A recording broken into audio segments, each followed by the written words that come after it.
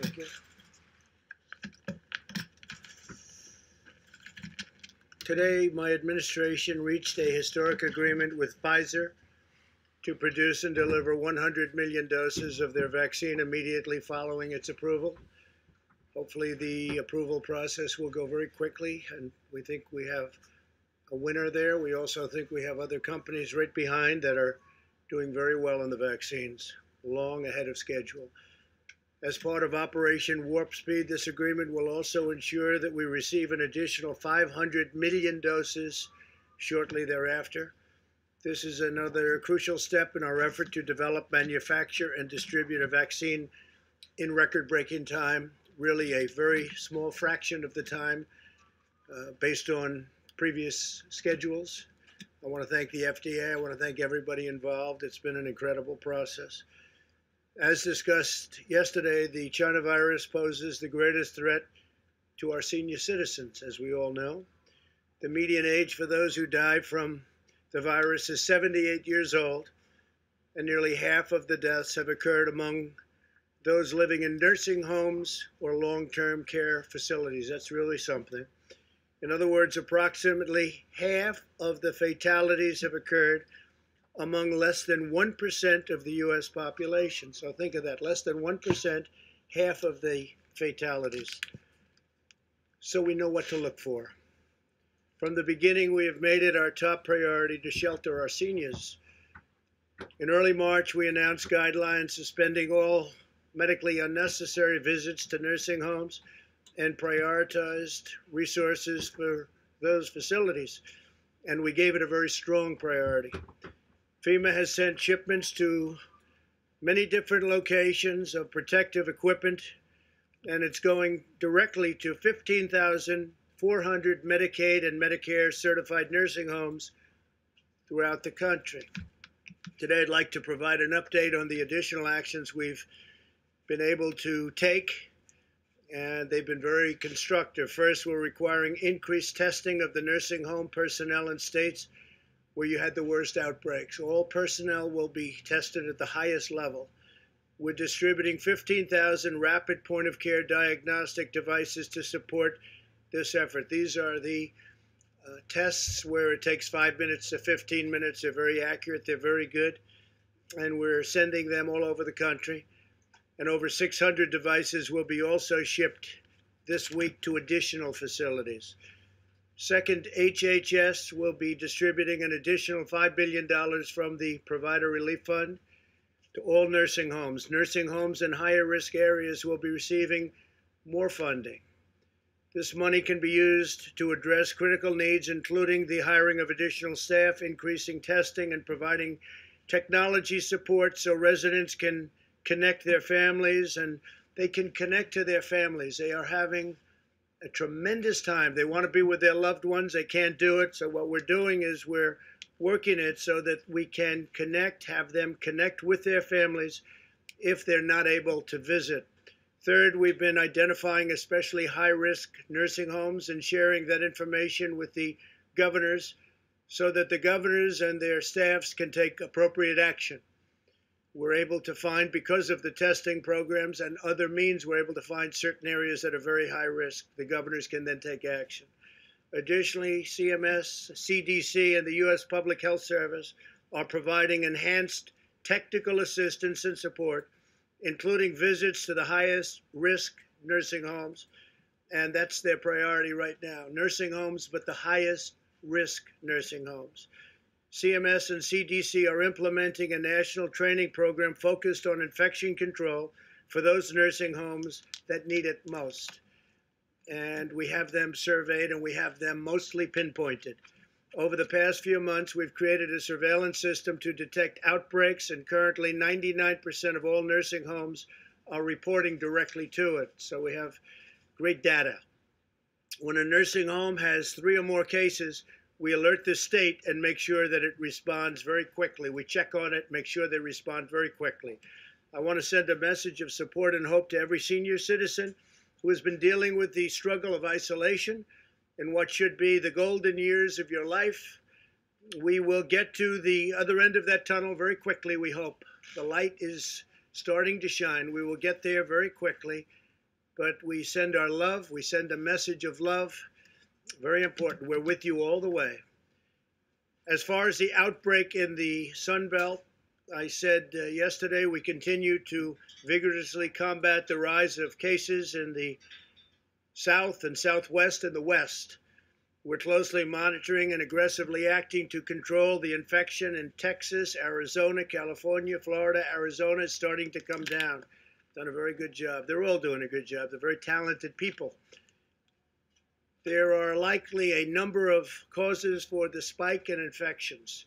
Cases started to rise among young Americans shortly after demonstrations, which you know very well about, which presumably triggered a broader relaxation of mitigation efforts nationwide, and a substantial increase in travel also was a cause. Increased gathering on holidays such as Memorial Day, as well as young people closely congregating at bars and probably other places, maybe beaches, 4 or 5 different listed places. We have 12 that are listed on the guide, likely also contributed. We're also sharing a 2,000-mile border with Mexico, as we know very well, and cases are surging in Mexico, unfortunately. It's with the president, and it's a big problem for Mexico, but cases are surging very sharply and all across the rest of the Western Hemisphere.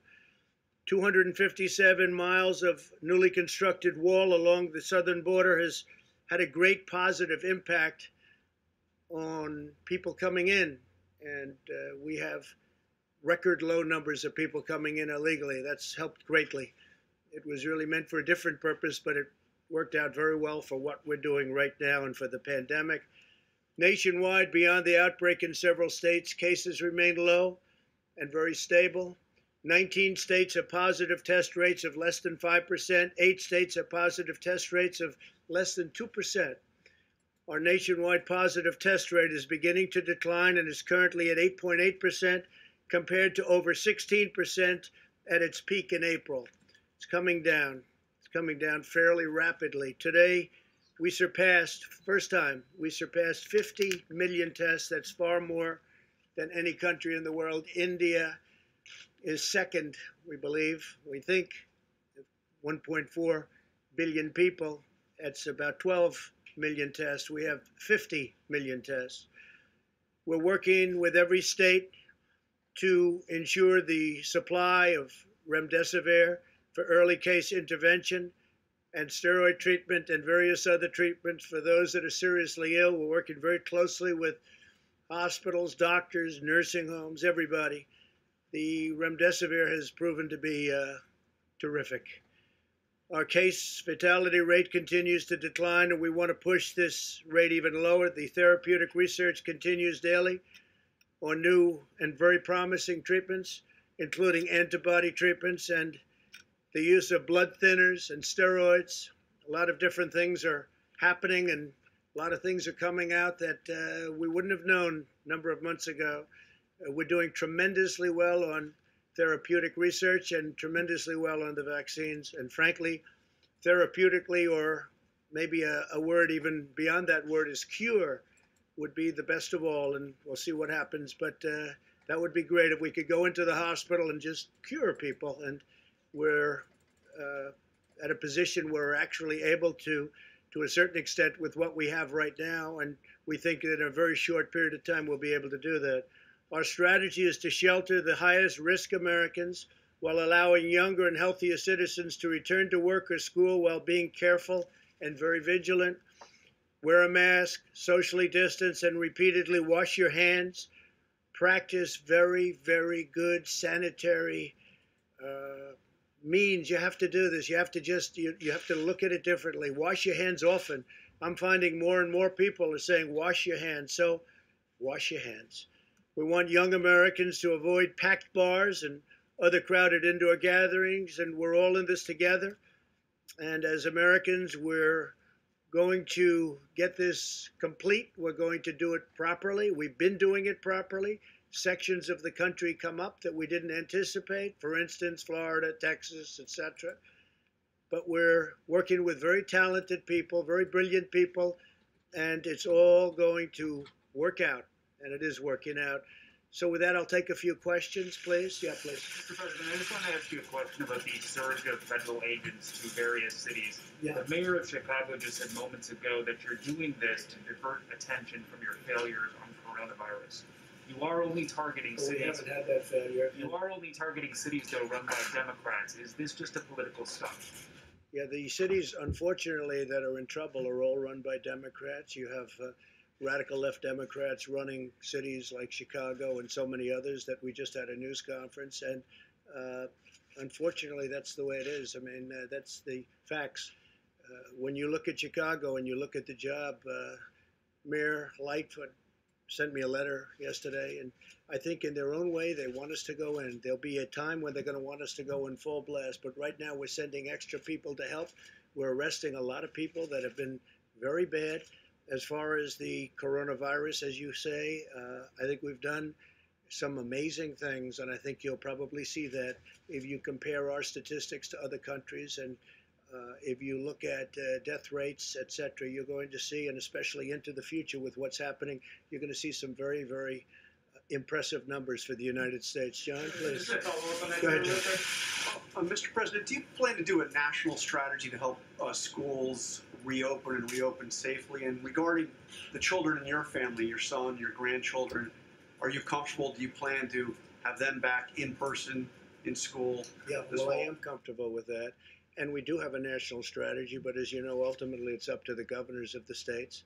I think most governors, many governors, want the schools to open. I would like to see the schools open, especially when you see statistics like this. We have great statistics and on young people and on safety. So we would like to see schools open. We want to see the economy open.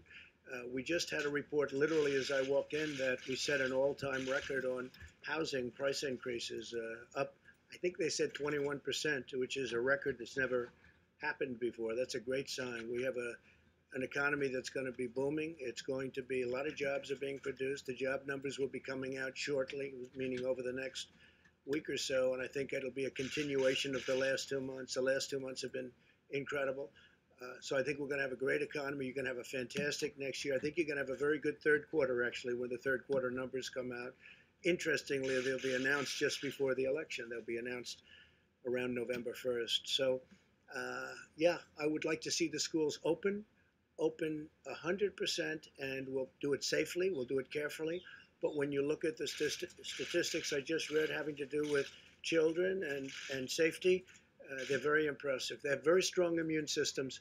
But you would understand that the children who go to school, then go back to home, some live with their grandparents, Sure. There's a real risk. Would you understand if some Well, they schools... do say that they don't transmit very easily, and a lot of people are saying they don't transmit, and we're looking at that. We're studying, John, very hard, that particular subject, that they don't bring it home with them. Now, they don't catch it easily, they don't bring it home easily, and if they do catch it, they get better fast. We're looking at that fact. That is a factor, and we're looking at that very strongly. We'll be reporting about that over the next week. Please. Mr. President, at least 3 governors today came out with new orders on mask requirements. Yeah. Is that something you wish all the governors would do? Well, a lot of the governors, they have different requirements. Some of the governors are very strong on masks, others aren't. I think it's really going to ultimately be up to them. We've given them the facts. We've given them everything we know. They have their own facts. Some are strong on masks, and as you know, some aren't in the same ballpark. But I think all are suggesting if you want to wear a mask, you wear it. I bring one. I have one. I've worn it. And I think when I'm in certain settings like hospitals and or when I'm close, when you can't socially distance, I believe in it. Let's see, do I? I do. I have it. And if in certain instances, I think you really, I think you want to travel with a mask. There are instances where you really can use it. I would believe it would be a good thing. Yeah, Sir, please. one just follow-up. D.C. Mayor Bowser came out with such an order today. It, of course, doesn't apply to federal properties, but would you encourage federal properties, and including the White House complex, to follow the order? We're gonna make a decision over the next 24 hours. We'll let you know what that decision is. Okay? Thank you. Thank you. Please. President Trump, do you agree with Senate Republicans discussing the possibility of extending short-term unemployment insurance today so that they prevent benefits from expiring? Well, I think a lot of politicians are discussing that, Republicans, Democrats, and right now a lot of my representatives are on the Hill. They're discussing CARES Act or Phase 4, whatever you want to call it. And I think ultimately something good will come out of it. The economy is starting to really come back strongly when you look at the numbers, even with the fact that, like, California is still closed up in many big states. I think the numbers are even more impressive considering that some states, like California, big ones, are pretty well shut down. So we expect to have something over a period of time, over the appropriate period of time. Thank you very much. These two questions are with Andrew Feinberg and J.C. Buell. One is, today you said you're sending federal law enforcement officers to run cities run by extreme politicians, that's the word you used, who happen to be all Democrats, who have supported Black Lives Matter protests. I didn't say who supported. No, I said Democrat politicians, and these are the cities where you have the problem. If you look at Chicago, if you look at Detroit, if you look, I mean, look around any of these cities where we have the problems, and we're sending them help, but we're really waiting for them to call for the big help, for the big numbers, for the large numbers of people that we have ready, willing, and able. You look at Chicago, where 14 people were shot yesterday, where over the weekend many people died and many people were shot, and over the last month they're setting record numbers. We are waiting for the mayor, respectfully, and other mayors and governors to call us. We are ready, willing, and able to go in there with great force. Now, we also have people that are going in and arresting drug dealers, arresting some of the shooters that are doing the shooting. We know who they are. We're working with police forces, and even though in some cases they're told don't work with the federal government, the police forces have great respect for the federal government, what we do. But we're ready, willing, and able to go into these cities that are just being decimated with shooting, and we're going to help. Please. I have a question on crime, but first, I don't think we really got an explanation yesterday on why the health experts are no longer joining you at these briefings. Can you explain why? Because they're briefing me. I'm meeting them. I just spoke to Dr. Fauci. Dr. Birx is right outside, and they're giving me all of everything they know as of this point in time, and I'm giving the information to you, and I think it's probably a very concise way of doing it. It seems to be working out very well. Okay, so on crime, but they're very much involved. They're very much the relationships are all very good, all very good. The relationships that we have with the doctors, with everybody working on the virus, has been, I think, extraordinary. Kaylee's here, and I think you would say the same thing. You work with them all the time. Yeah, go ahead, please. So on crime, in 2016, you said it was President Obama's fault that homicides were up in Chicago. So why was it the president's fault then, but it's not your fault now? Chicago is a disaster. The mayor is saying don't come in. The mayor is telling us not to come in. At some point we can void that if we have to, but we may have to at some, because it's out of control. I assume she's saying that for political reasons. I think it's negative political reasons. She's a Democrat. I'm going to be nice. She's a Democrat. She's making a big mistake. People are dying in Chicago and other cities, and we can solve the problem. They have to ask us, but we can solve the problem. Why was it President Obama's fault in 2016? You credited it as because him. President Obama was invited in, and he did a poor job. President Obama could have gone into Chicago. He could have solved the problem, and he didn't. In our case, they don't want us in. We can solve the problem very easily. We're equipped with the best equipment, the best people, and you see what we're doing. I mean, Portland was coming down. It was busting at the seams. And we went in and protected all the federal buildings. Those federal buildings are totally protected. And we had to do that. And Portland's a very different place than Chicago. But Chicago should be calling us, and so should Philadelphia and Detroit and others, to go in and really help them. Because when you're losing many people a weekend, many, many people, you see the same numbers as I do. When you're losing these people, they should call us and they should say, come on in. And it's incredible to me, but they're not doing it. At some point they will. At some point we may have no other choice but to go in. Jeff, please. Mr. President, are you looking at closing further Chinese embassies in the United States? And did you ask Ambassador Woody Johnson to bring the British Open to your Turnberry property in Scotland? No, I never spoke to Woody Johnson about that, about Turnberry. Turnberry is a highly respected horse, as you know, one of the best in the world. And I read a story about it today, and I never spoke to Woody Johnson about doing that. No, As far as closing additional embassies, it's always possible. You see what's going on. We thought there was a fire in the one that we did close, and everybody said there's a fire, and I guess they were burning documents or burning papers, and I wonder what that's all about. Okay, how about one or two more, please? Yes, thank you. Would you like to respond to Joe Biden, who today described you might have heard that, as the first racist to be elected president? That was his words. Well, you know, it's interesting because we did criminal justice reform. We passed criminal justice reform, something that Obama and Biden were unable to do. We did opportunity cities. We did the greatest, if you look at what we've done with opportunity zones, nobody's ever even thought of a plan like that. Prior to the China plague coming into our country and really doing terrible things all over the world, doing terrible things, we had the best African American, Hispanic American, Asian American, almost every group was the best for unemployment. The unemployment numbers were the best.